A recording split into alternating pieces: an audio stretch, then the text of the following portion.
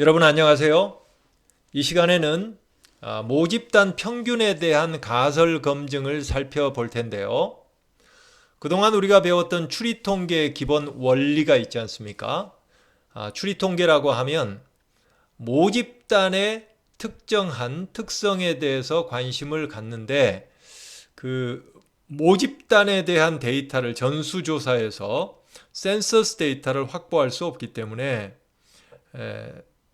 표본을 확보하고 대표성 있는 표본을 확보하고 그 표본에서 그 모집단 모수에 상응하는 표본 통계량을 가지고 모집단 모수를 추정한다.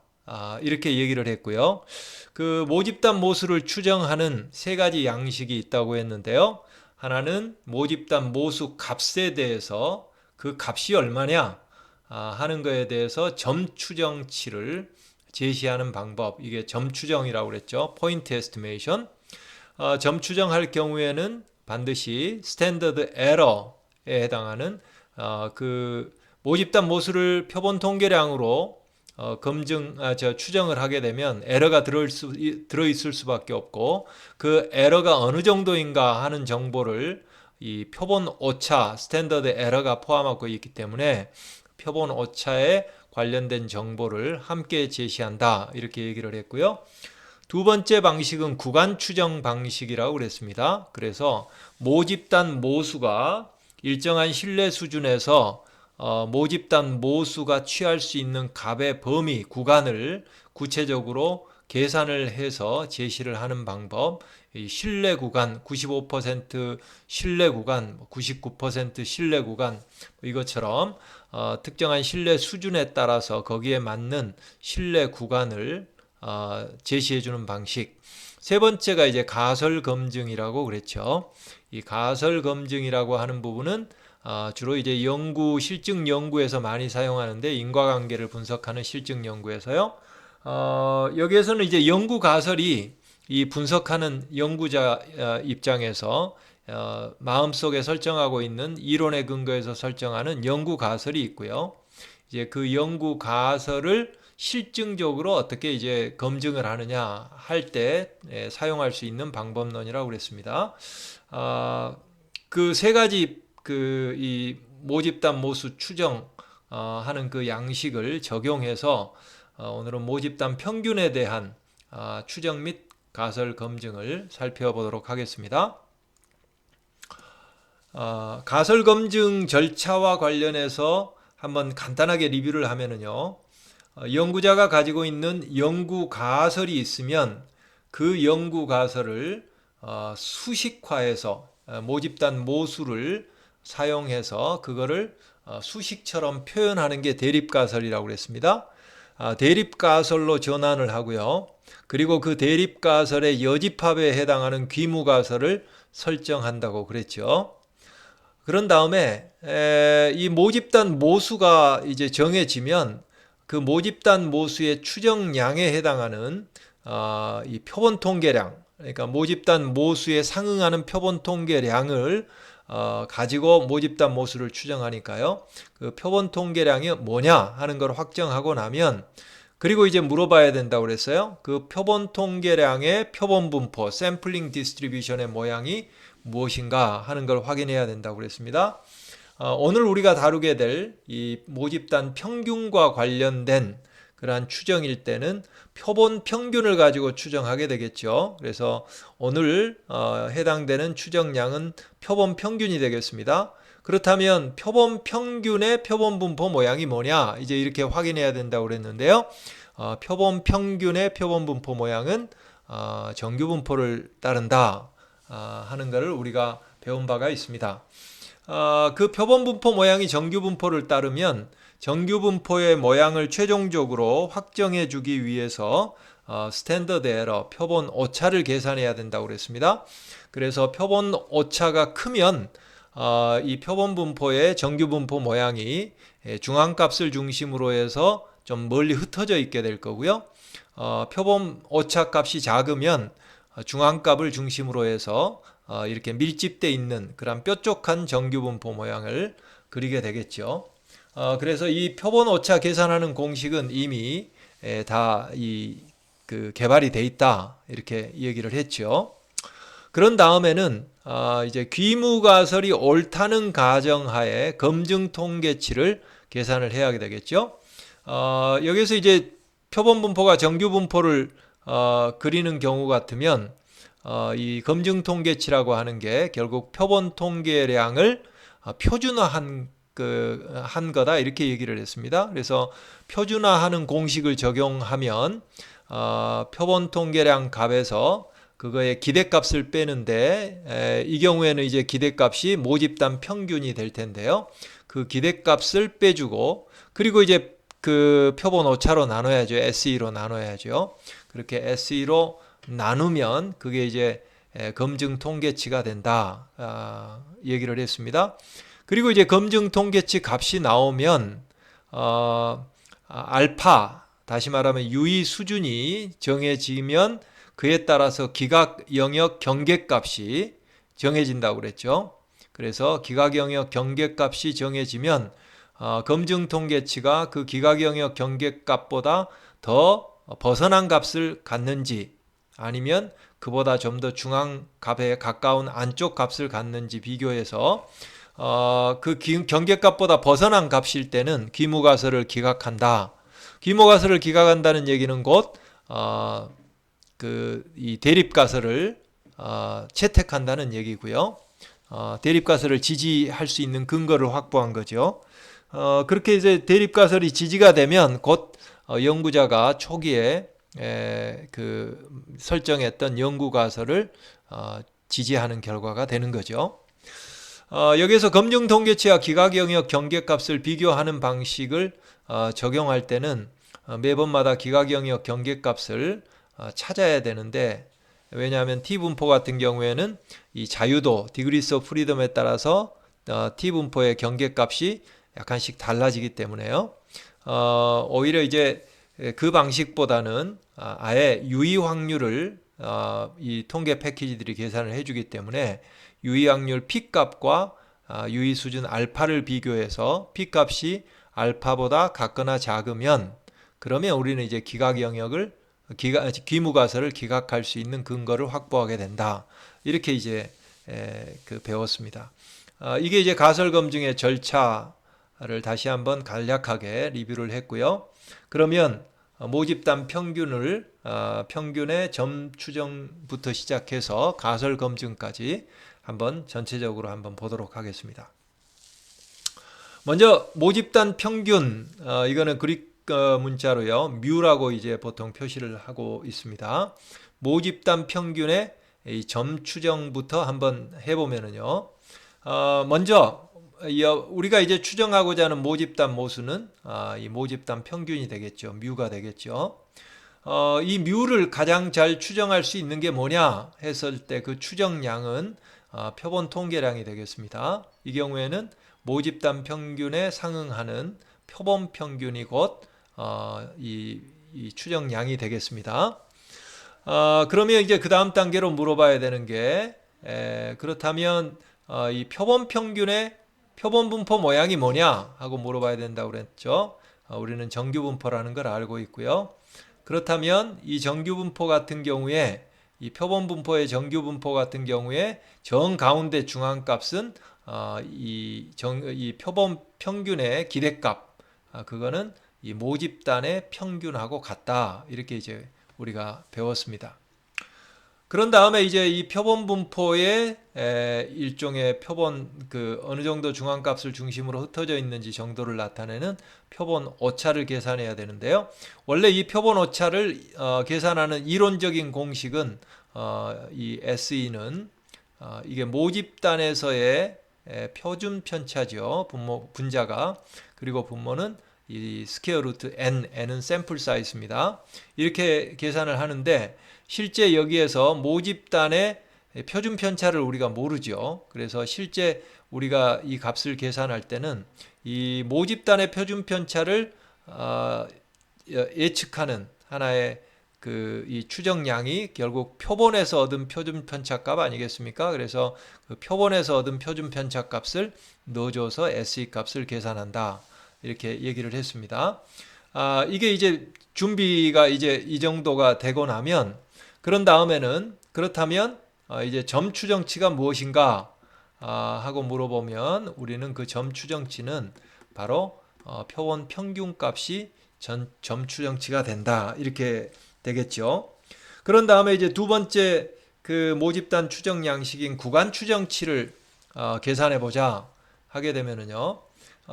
우리가 그 이 표본 분포가 정규 분포를 그릴 경우에 구간 추정의 공식은 동일하다고 그랬습니다.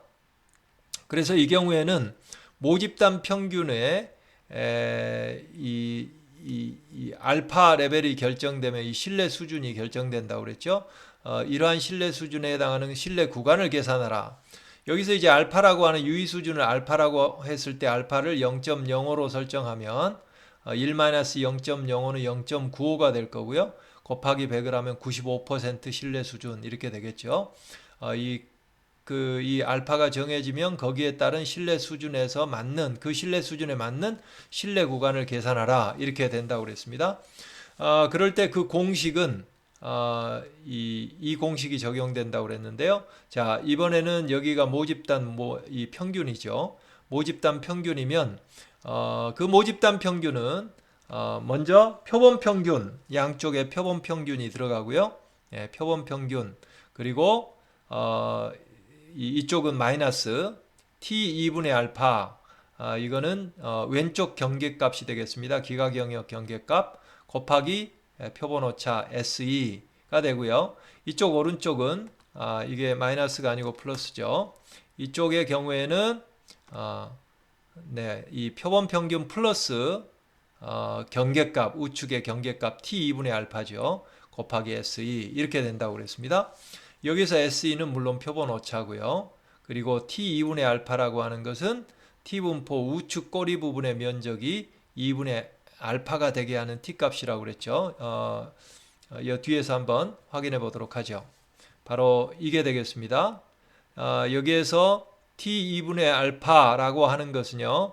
바로 이쪽 이 경계값을 기준해서 오른쪽 면적이 2분의 알파가 되게 하는 그 경계값을 우리는 t2분의 알파 이렇게 표시하고요. 이 뒤에는 degrees of freedom이죠. 만약 알파가 0.05로 설정이 돼 있다 그러면 이쪽이 0.025가 되게 하는 이 면적이 0.025가 되게 하는 경계값 이게 되겠죠. 양측 검정이니까 이쪽이 t2분의 알파 이쪽은 완전히 이게 대칭이니까요. 마이너스 t2분의 알파 이렇게 경계값이 설정이 되겠습니다.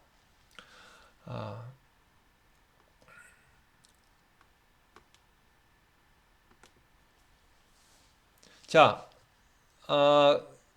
그리고 우리가 모집단의 이 평균의 신뢰 구간을 구하는 공식 같은 경우에는 그 일반화된 공식을 이제 우리가 유도해 봤었는데요. 이 경우에 모집단 평균의 일종의 100 곱하기 1 마이너스 알파 %의 신뢰 구간을 우리가 구하자 했을 때 그 공식은 이러한 이 표본 분포상에서요. 이게 t 분포를 그리죠. 표본 분포상에서 바로 이 경계값 이게 2분의 알파가 되게 하는 경계값이 t 2분의 알파 이쪽은 이건 마이너스 t 2분의 알파 이건 플러스 t 2분의 알파죠. 그러면 내가 이 분포상에서 이 표본 분포상에서 랜덤하게 하나의 샘플을 확보해서 그 샘플에서 표본 평균을 구했다. 그렇다면 그 값이 내가 얻은 표본에서 하나의 표본에서 얻은 그 값이 이 사이에 떨어질 확률이 얼마인가? 이걸 이제 그대로 표현하면은요. 내가 표본 평균을 가지고 있죠. 그러면 지금 이 분포는 그것을 표준화한 검증 통계치의 분포이기 때문에 t 분포이기 때문에 그러면 그거를 이제 표준화 공식을 적용해 주면 여기가 가운데가 이렇게 될 거고요. 이게 검증 통계량이 되죠. 검증 통계량은 내가 얻은 표본 평균에서 기대값 뮤를 빼주고요. 나누기 SE 원래 표준화된 공식 있죠. SE로 이렇게 나눠주면 바로 이게 이제 검증 통계량이 되는 거 아니겠습니까? 이 검증 통계량이 이쪽 경계 좌측 경계 마이너스 t 2분의 알파에서 플러스 2분의 알파의 사이에 어떤 값을 가질 확률 p는 그대로 1 마이너스 알파가 되는 거죠. 그래서 이걸 그대로 이 의미를 그대로 적용을 했어요. 그대로 적용을 해서 여기다 그냥 적어 놓은 거죠. 그러면 그 다음 단계로는 여기에서 이 식에서 뮤만 이제 가운데 남겨야죠. 왜냐하면 뮤가 어떤 값을 가질 것인가 하는 그 뮤가 갖는 구간 값을 정해야 되기 때문에 이 뮤만 남길 수 있도록 이 중간 과정을 정리하는 거죠. 그러면 먼저 양변에 이 분모는 양수기 때문에요. 그대로 곱해줍니다. 그러면 이렇게 되겠죠. 그리고 분자만 여기에 남겠죠. 그리고 나서 이제 이쪽 뮤만 남기려니까 이제는 모든 변에 마이너스를 곱해주고요. 그리고 나서 x바를 옮겨버리죠. 그럼 뮤만 남겠죠. 그러면 이번에는 뮤가 이 x바 마이너스 t분의 알파 곱하기 se 또 이쪽은 플러스 t분의 알파 se 이 사이의 값을 가질 확률이 곧 1 마이너스 알파다. 95%면 95%다. 이렇게 이제 되는 거죠.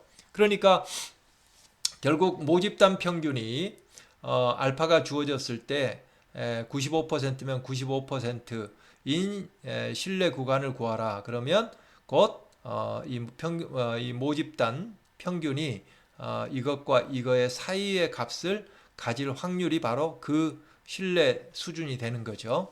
그래서 이를 일반화해서 우리가 구하면 표본 통계량의 표본 분포가 정규 분포인 경우에 그에 상응하는 모집단 모수의 신뢰 구간을 구하는 공식은 가운데 모집단 모수가 들어가고요.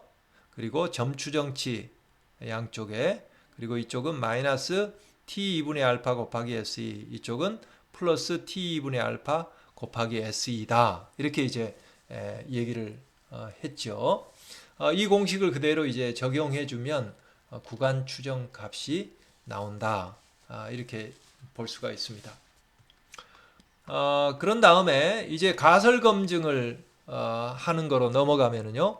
모집단 평균에 대해서 이러한 연구 가설을 하나 설정했다고 하십시다. 내가 지금 확보한 표본이 모집단 평균 값이 뮤 서브 제로인 어떤 특정한 값을 가리키죠. 이 값은 특정한 값을 가리키죠. 이거는 이제 일반적인 모집단 모수의 평균, 모집단 평균을 가리키는 이 노테이션이고요. 이거는 특정한 값을 표시하고 있습니다.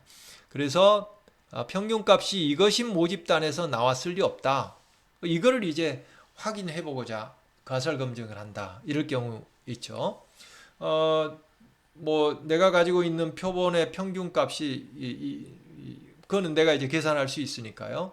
계산해 가지고 있는데 누가 그러는 거예요. 아마 네가 가지고 있는 평균은 모집단 평균이 이러이러한 값인 그러한 모집단에서 나온 그러한 표본일 거야. 이렇게 이제 얘기를 한다고 해보자고요. 그럴 경우에 내가 볼 때는 그럴 리가 없는데 지금 내가 이 평균값 가지고 있는 걸로 보면 그럴 리가 없는데 그럼 한번 검증을 해보자. 과연 그러한지. 뭐 이렇게 되겠죠. 그러면 가설 검증 같은 경우에는 연구 가설이 설정이 되면 그것을 수식으로 표현한 게 대립 가설이라고 그랬습니다. 그렇다면 대립 가설은 자 보세요. 평균이 모집단 평균 값이 이것인 모집단에서 나왔을 리 없다 하니까 다시 말하면 모집단 평균 값이 이것일 리 없다. 이거 아니겠습니까? 그래서 뮤는 뮤 서브 제로가 아니다. 이게 이제 대립 가설입니다. 그러면 귀무 가설은 자연스럽게 이것의 여집합인 뮤는 뮤 제로일 것이다. 이렇게 이제 대립 가설이 설정이 되겠죠. 그리고 나면 우리는 이제 검증 통계치를 계산할 텐데요. 검증 통계치는 식을 그대로 적용하면 여기에 y바 마이너스 뮤 제로. 왜냐하면 가설 귀무 가설이 맞다고 가정하자 여기 들어가니까요. 이 검증 통계치 계산하기 전 단계에서 그러니까 이게 맞다고 가정했으니까 여기에 이제 뮤 서브 제로가 들어가죠. 그리고 SE로 나눠준다. 이게 이제 검증 통계치가 되겠습니다. 이게 구체적인 이제 값을 계산하면 그러면 알파 레벨이 뭐 0.05 수준에서 설정이 됐다. 그럴 경우 같으면 우리는 기각 영역 경계값은 플러스 마이너스 t 2분의 알파, 그 0.025가 되겠죠. 이렇게 되겠죠. 그래서 이제 이 검증 통계치가 바로 이 기각 영역 경계값보다 더 양쪽으로 더 극단적인 값인지 아닌지를 기준으로 해서 기무가설을 기각할지 말지를 판정을 한다고 그랬고요. 하나의 그에 대한 대안정 방법이 t값을 계산한다고 그랬죠. 유의 확률. 그 t값이라고 하는 것은 검증 통계치, 여기서 계산한 검증 통계치 값이 나올 거 아니겠습니까? 이게 이 값이. 그러면 그 검증 통계치를 기준해서 그 값보다 더 극단적인 값이 나올 확률. 예.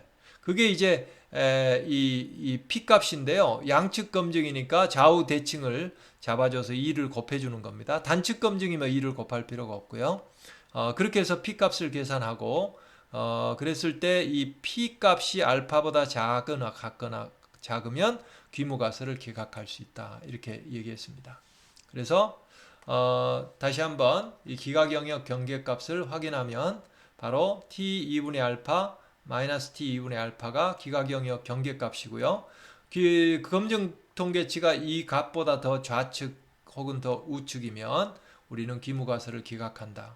대안으로서는 유의 확률 P값을 가지고 알파와 비교한다고 그랬는데요. P값의 개념은 뭐냐 하면 내가 지금 계산한 검증 통계치 있지 않습니까? 그 검증 통계치가 만약 이 값이다. 그렇다면 이 값을 기준해서 이보다 같거나 큰 값이 나올 확률, 이 면적인 거예요. 알파가 설정되면 이게 알파가 설정됐을 때 t2분의 알파로 기각 영역 경계값이었죠. 검증 통계치가 그보다 더 바깥에 있는 값이라고 하면 이 값일 경우에는 이쪽 보세요. 이게 이 면적은 2분의 알파보다 더 작은 면적이죠. 그리고 이제 양측 검증이니까 이쪽 좌측도 동일한 걸 적용해 주면 바로 이 면적과 이 면적을 합한 게 양측 검증의 P 밸류가 된다는 거죠. 그리고 이 경계값 기각 영역 경계값을 기준해서 이쪽 면적과 이쪽 면적을 합해 준 게 알파가 되는 거고요. 그러니까 결국 P 밸류가 알파보다 같거나 작다는 얘기는 검증 통계치가 이 기각 영역 경계값보다 같거나 더 바깥에 나왔을 때 바로 성립이 되기 때문에 그래서 우리는 거기에 근거해서 기각 영역 기무가설을 기각할 수 있다. 이제 이렇게 결론을 내릴 수 있다는 거죠. 자, 그러면 구체적으로 SPSS를 통해서 우리가 한번 이걸 돌려보도록 하겠습니다.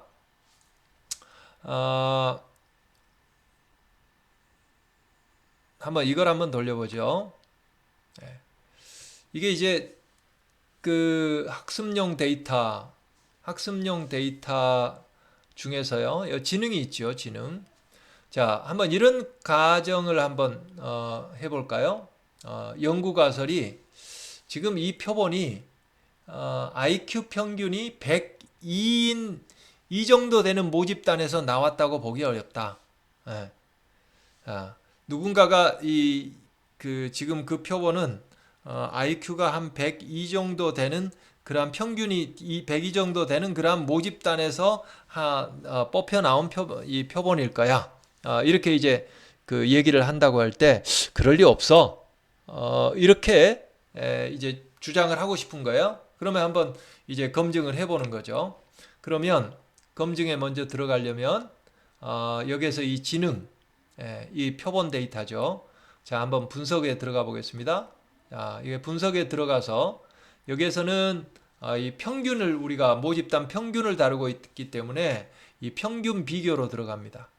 이 평균 비교에서요, 우리는 표본이 하나인 모집단도 하나이고 표본도 하나인 그러한 지금 데이터를 다루기 때문에 바로 표본이 하나라 해서 1표본 T 검정에 해당하겠죠.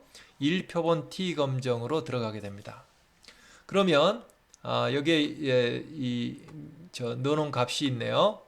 이거를 먼저 지우고요. 원래 있다고 한다면 여기 이제 검정 변수 Y 변수 우리가 보고자 하는 검정 변수는 이 지능이 되죠. 그러면 지능을 이쪽으로 옮겨 넣습니다.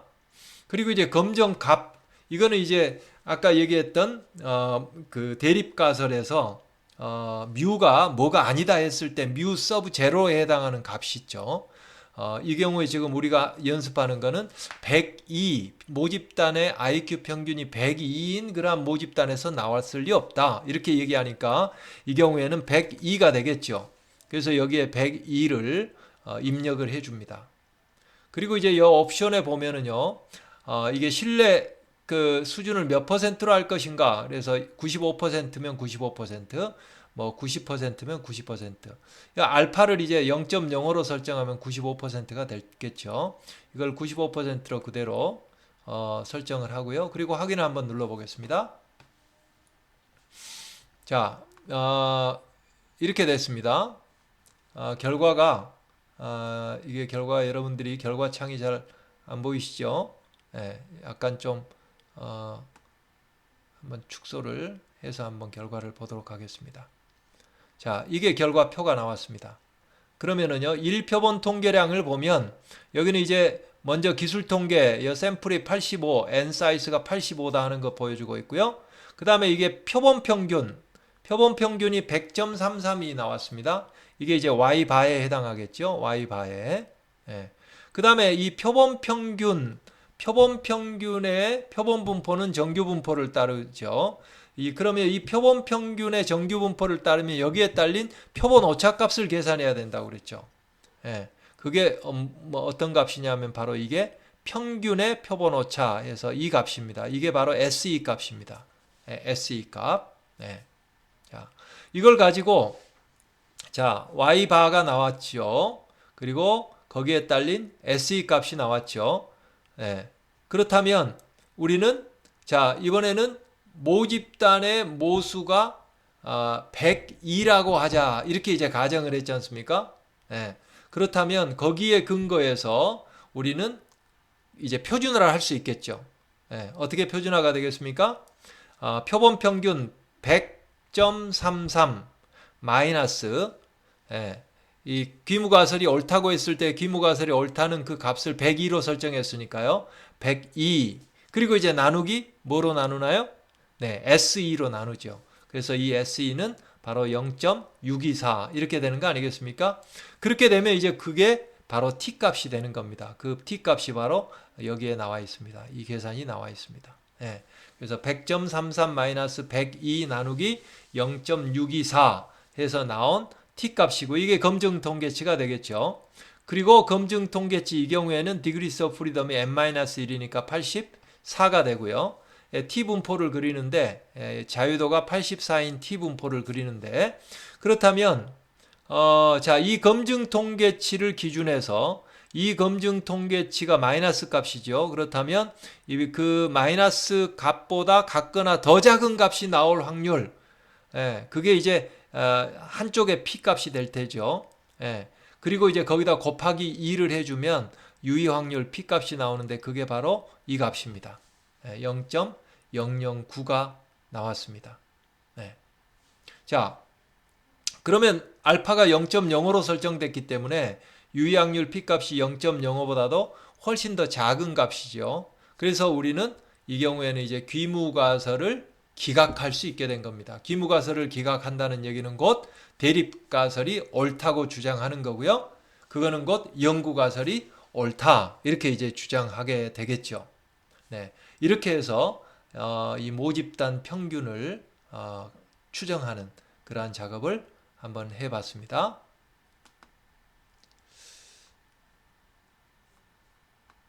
자, 그러면 다시 이제 돌아가서요. 그 여러분들의 강의 교환에 이 단계에 집어넣는 거를 이제 보여주고 있으니까 그걸 보고 한번 직접 해보시기 바랍니다. 이게 바로 나온 결과값이고요.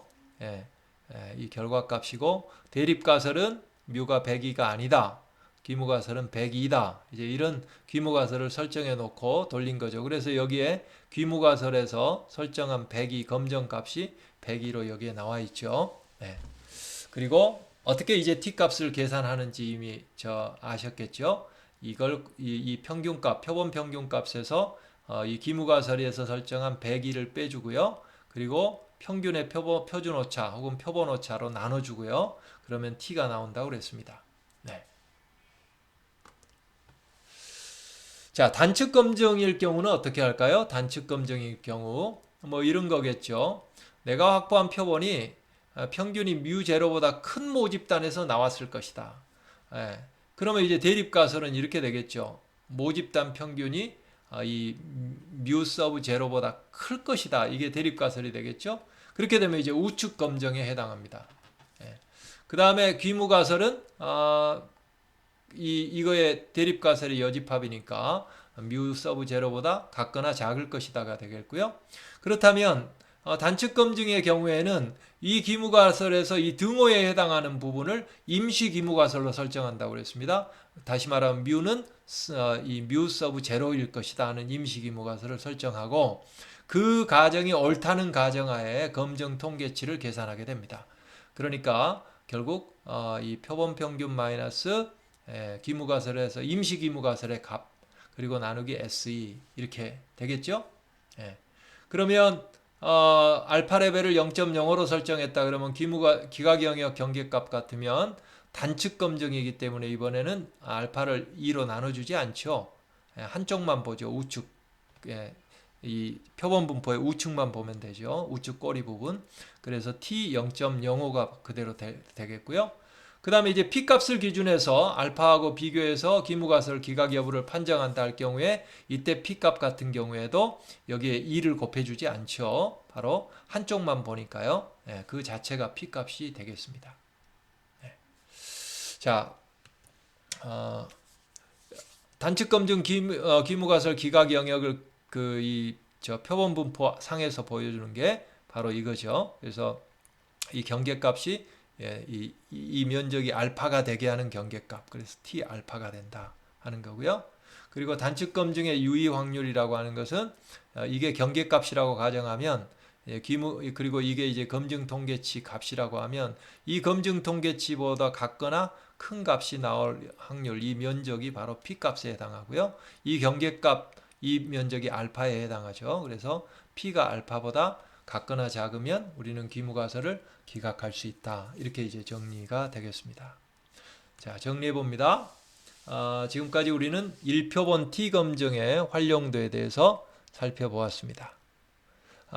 정리하면 모집단 모수인 모집단 평균의 추정량은 그에 상응하는 표본 평균 값이 될 거고요. 그 다음에 구간 추정하는 것도 우리가 공식을 적용한다 하는 거 알았고요. 그리고 이제 이 표본 평균의 표본 분포 모양은 정규 분포라는 걸 알았습니다. 그러면 가설 검증의 일반 절차를 그대로 적용하면 이제 우리가 연구 가설을 실증적으로 검증할 수 있다. 이렇게 이해하시면 되겠습니다. 이 시간 강의는 여기에서 마치겠습니다. 수고하셨습니다.